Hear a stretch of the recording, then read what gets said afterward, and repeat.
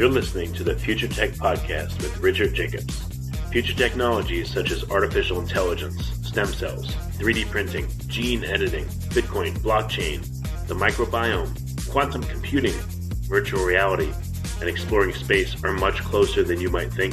In fact, many early versions of these technologies are in play right now, and the companies that are using these technologies are the focus of this podcast. My goal for you, the listener, is to learn from these podcasts. You may very well learn something that may change the course of your life for the better, steer you towards a new career, or give you insight into addressing a thorny medical problem. Remember, this podcast and its content is informational in nature only. No medical, tax, legal, financial, or psychological advice is being given.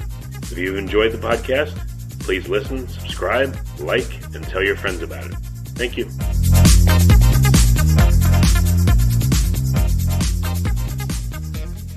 Hello, this is Richard Jacobs with the Future Tech and Finding Genius podcast series.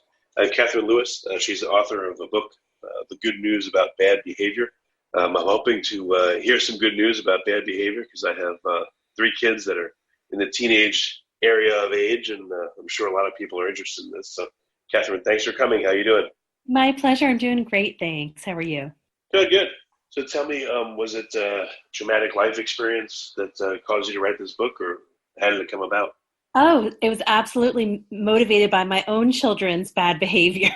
So, as so many things are, it came from the need to solve my own personal problem. So I'd been a journalist for 20 years, and the first half of that was pretty strongly in the business and policy reporting area. But once I went independent in 2008, and as my kids were getting older and more independent-minded, I was just having more and more challenges. So I started to do more reporting around children, their behavior, psychology, education, and all of that culminated in a 2015 article I wrote for Mother Jones Magazine called "What If Everything You Knew About Disciplining Your Kids Was Wrong?" about a really revolutionary model for handling the most oppositional kids that Dr. Ross Greene is implementing in Maine and throughout the world, but especially in New England.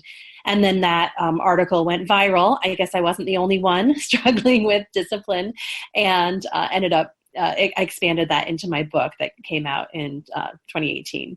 Did anything interesting, while you were writing the book? I mean, were there a lot of interesting sources you spoke to, or was it just, bread and butter parents that you surveyed? Like how did you do the research for it? Oh, that's a great question. And this is what I always find is such a great privilege of being a journalist is you can call up the world's expert on something and ask to shadow them for a few days. And occasionally they say yes. And you can go and sit in someone's living room until their kids misbehave. And I was able to do both those. So in reporting the book, I spent 5 years really across the country following researchers, following educators, going into homes. My kids say I stalked families because I would really just follow a family and watch their kids and try to learn from it. And ended up writing, I interviewed hundreds of parents and dozens of experts, and sat in many hundreds of hours of classroom instruction. And I ended up writing about 4 different models for managing kids' behavior that were very evidence-based, very aligned with the neuroscience and the behavioral science research. 2 of those are in schools and 2 of them are in homes.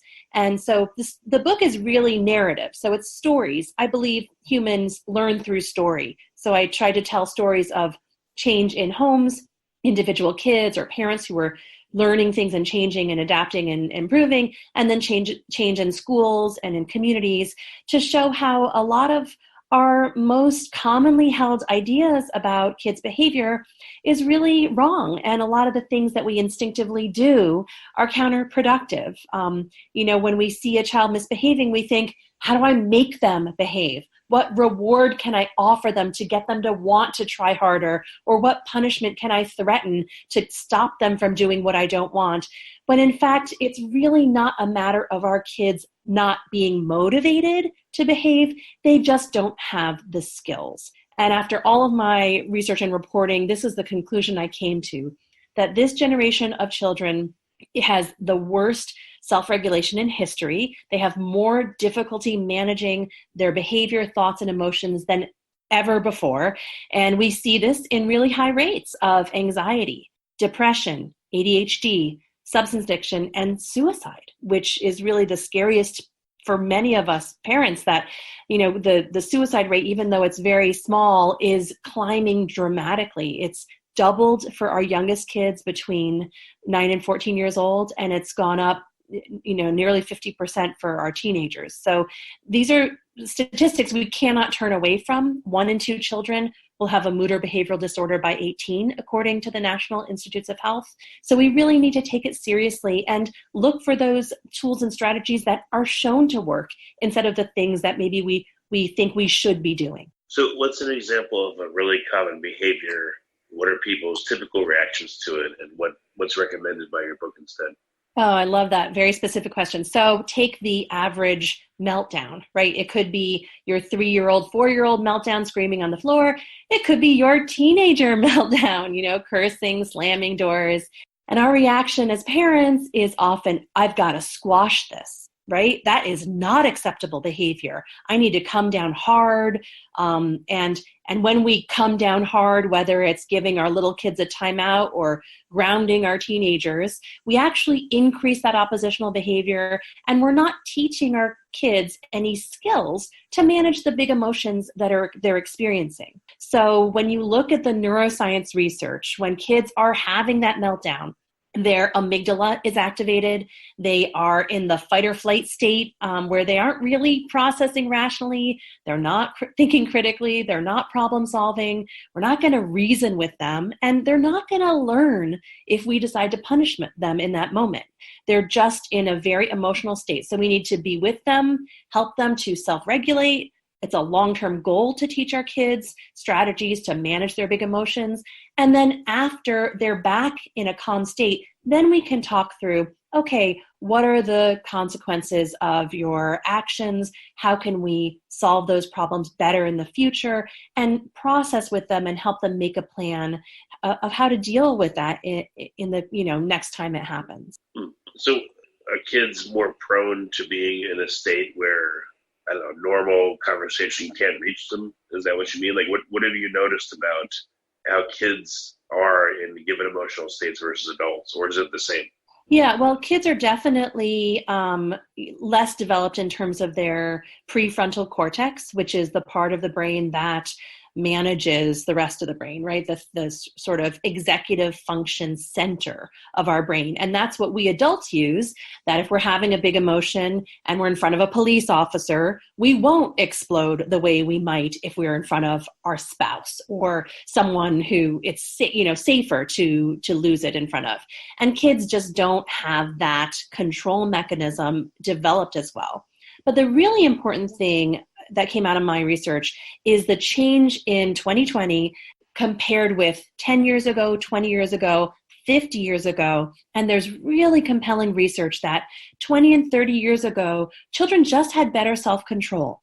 They developed it through play, which is the work of childhood. It's how kids have always learned social and emotional skills, and they're not doing it as often. They developed it in the absence of a lot of the distractions that we have today, the social media technology sort of bombardment of our emotions and our attention with all of these impulses. And they developed it in the context of knowing that they were contributing to their household, to their community. They're part of a web of relationships where they really mattered and belonged beyond their academics or their sports or all of the really high intensity things that we ask our kids to do that don't give them that same foundational well-being and mental health that, maybe watching a younger sibling after school or having an after-school job or contributing to your family's smooth running might have 20, 30, 40 years ago.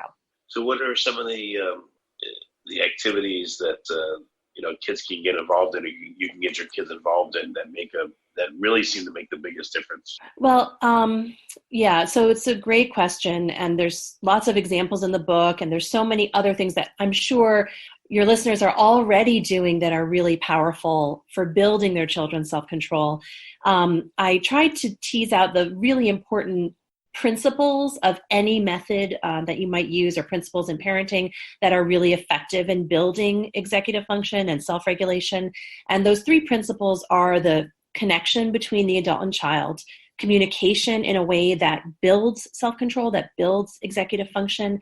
And the third is a focus on capability building. So you're really always going to be looking at challenging your kids' skills, right? And building their skills and helping them to understand what they truly need to succeed in that moment versus the sort of punishment reward model that I certainly grew up with, and I think many parents turn to instinctively. So that can be as simple as your kid has a meltdown, you just give them a hug in the moment, and then a couple hours later, you just talk through with some curiosity questions, reflective listening, make a plan, maybe help them draw a list of 10 different strategies they can use for dealing with a meltdown in the future. Maybe they want to do 10 jumping jacks, or hug a friend, or play with their pet, or slam their fist into a pillow. You know, there's a lot of things that are acceptable to do to handle those big emotions. And once we lay out for our children all the other strategies and guide them in the moment to find something that works for them, we're teaching them that not your big emotions are wrong or bad or you need to shove them down, because that is not healthy. We're teaching them these are things that you're going to do to handle whatever you're grappling with inside your brain or your heart.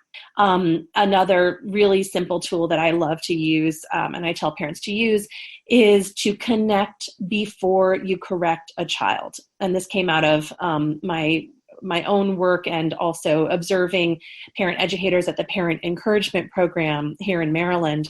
Because when we connect with a child, even just for 5 seconds before we remind them of a rule they broke, we are helping them to stay regulated. We're keeping their brain in that prefrontal cortex where they can think logically, make good choices, right? We're not challenging them immediately with a correction, which is very apt to send them into that fight or flight state and get them to push back. So that's a really simple mantra that you can feel free to try out after we get off this call.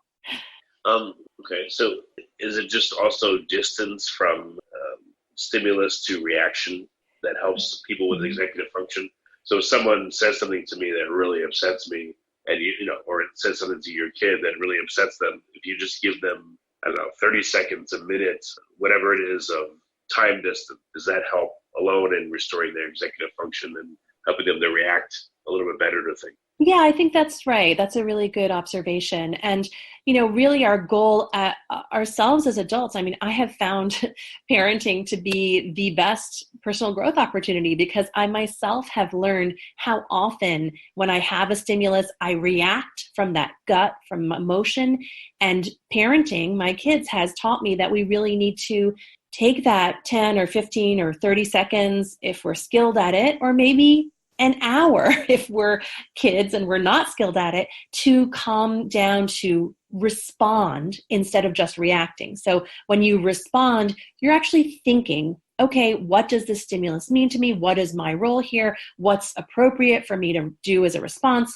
And that's true for both our kids and ourselves as parents. Whenever we can respond with logic, with compassion, with empathy, with problem solving, as opposed to reacting from emotion, we're going to have a better outcome.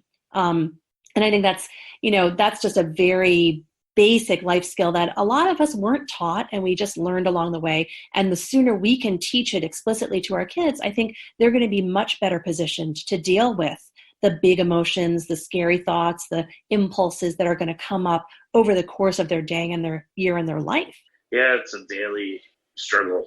That's what I see with my wife and my kids. Like, we all need to work on our, you know, on these skills and our minds and our outlooks and all that, just constantly. And I tell my kids, you know, I have the same issues too. I have to work on myself every single day, and it's frustrating. Yeah, it's true. Yeah, and the down, the upside is it's a daily challenge, so you always have another opportunity to give it a try and see if you can, make a different choice this time. So it really is a daily practice, but it's also, I hope one of the goals of my book was to normalize how many of us are struggling with these challenges with ourselves or with our kids, and to have a, really empathetic and optimistic message that there's a lot of really good tools and you can always start fresh the next day and try something different. Yeah, recently it was funny. I realized, I told my wife, I said, remember how when the kids were little, people said, oh, that's such a wonderful age and enjoy it now. And she says, yeah. I said, you notice they don't say that anymore, right? And she laughed. I said, now we tell them the ages, they go, oh, good luck. Well, I have teenagers as well, and it is definitely challenging, but it's also so interesting. I mean, I would say I sort of feel like this is our last good chance to really influence our kids, right? Before they leave our home. So Right, yeah. I would say to you and your wife, enjoy this, or at least, be in it, right? And don't wish it away. No, that's true. What kind of feedback have you gotten from the book? Has it been like an outpouring of people contacting you, or what's it been like? It's been really wonderful. So I did about 60 different talks across the country in the first year after the book came out, and really heard from hundreds, or well, maybe dozens, certainly dozens of readers that they found it useful, and also educators. I think in some ways, educators, because they see so many kids, they are quicker to see that there's a trend. And so it's really resonated with the teachers and guidance counselors that I've heard from, that this is something they've sort of been sensing, that kids are coming to school with less impulse control and bigger emotions, and it was very validating for them. So when I sent the book out into the world, I was sort of thinking I would be arguing with people. Is there really a crisis of self-regulation? How do you know this is a problem? And instead, people seem to really accept that. The first third of the book is making the case that we have a very different problem now than we had 20 years ago. And most people seem to really already be there. They appreciate the statistics and the science that I've presented, because it really validates what they've been feeling, but they're very eager to get to solutions, which is the second and third part of the book, where I really try to show stories of how do you actually change your behavior with kids so that they can change their own behavior, and how do we get up every morning with optimism that even though it maybe was really hard yesterday, that we can solve the problem a little bit better today. So it's been really gratifying to hear from people and to have people continue to buy the book now. It came out in paperback last year, but still my publisher just last week was telling me it continues to sell really well. So I'm really grateful that I had such a good partner with the publisher, and that it's seems to be striking a chord with readers. Yeah. What was I going to ask you? It went right out of my head. I did see on Amazon it has a lot of great reviews. Definitely need to get myself a copy for sure. Yeah, I wanted to ask you. I would guess, just without thinking, that you would probably blame technology and social media and smartphones and all that for the increase in all these negative behaviors. But is that really what you think it is, or what do you think is the cause of all of it? So I alluded to a little bit earlier that there's three big causes that I identify in the book for our current crisis of self-regulation. Number one is the decline in childhood play, which is how kids have always learned social and emotional skills, whether it's, Red Rover, come over, or Simon Says, that those are games, simple games that teach kids to control their impulses. And then free play, outdoor play, being in nature is really, really powerful for helping our kids self-regulate. So that's number one. Number two, as you guessed, is the growth of social media and technology. I certainly wouldn't condemn it, because it's also a great resource for parents and for kids who are looking for solutions. But we as parents need to really mentor our kids in how to use technology and limit it. It's not impossible to have limits on technology in our homes, and it's really healthy for our kids when we help them gradually expand their use in a healthy way, in conjunction with exercise and relationships and real life and all the other things we want our kids to do. And then the third factor is this lack of kind of connection and purpose within a home or community, that our kids a generation ago had a very real sense that they mattered, that the things that they did every day made a difference to the people closest to them.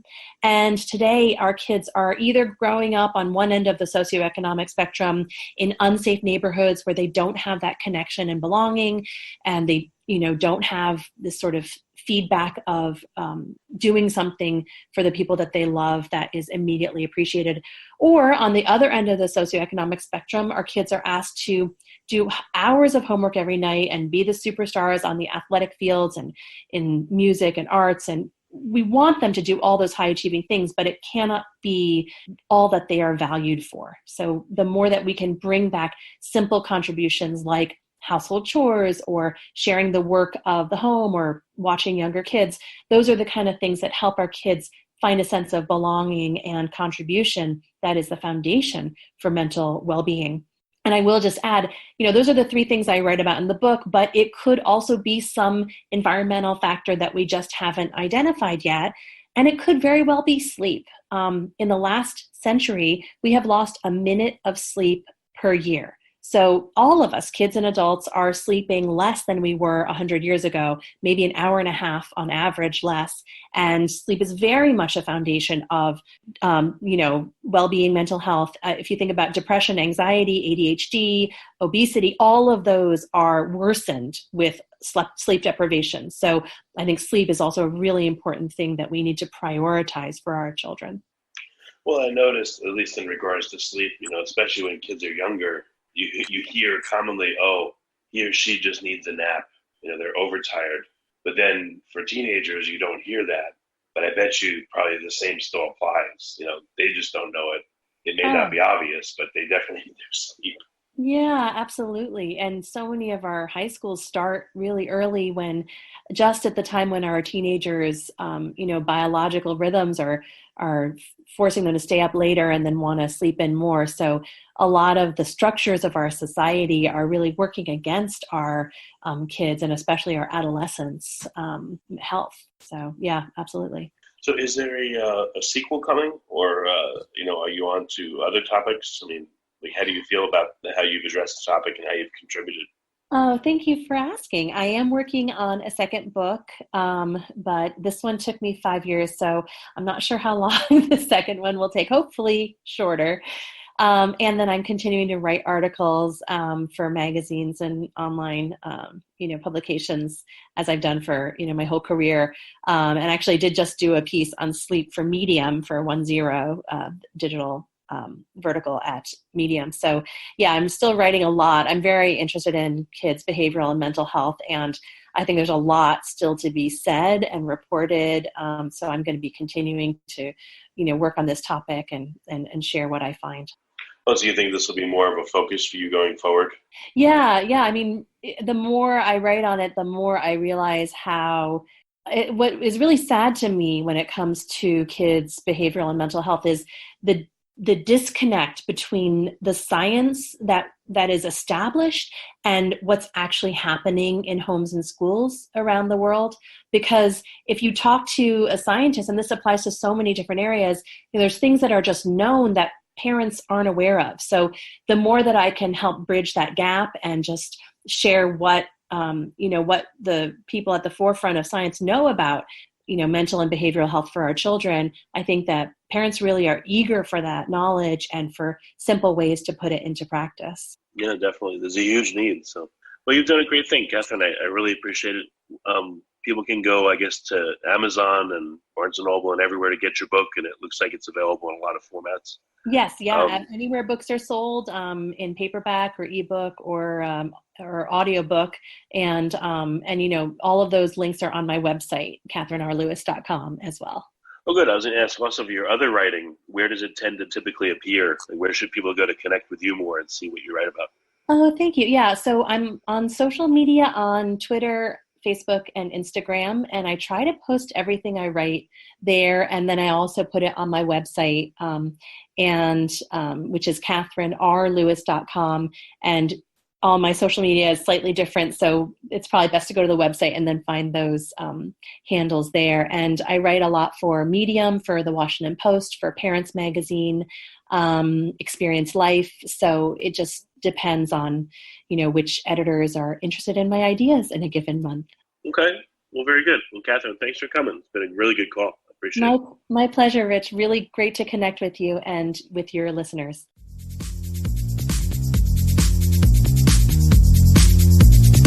You're listening to the Future Tech Podcast with Richard Jacobs. Future technologies such as artificial intelligence, stem cells, 3D printing, gene editing, Bitcoin, blockchain, the microbiome, quantum computing, virtual reality, and exploring space are much closer than you might think. In fact, many early versions of these technologies are in play right now, and the companies that are using these technologies are the focus of this podcast. My goal for you, the listener, is to learn from these podcasts. You may very well learn something that may change the course of your life for the better, steer you towards a new career, or give you insight into addressing a thorny medical problem. Remember, this podcast and its content is informational in nature only. No medical, tax, legal, financial, or psychological advice is being given. If you enjoyed the podcast, please listen, subscribe, like, and tell your friends about it. Thank you.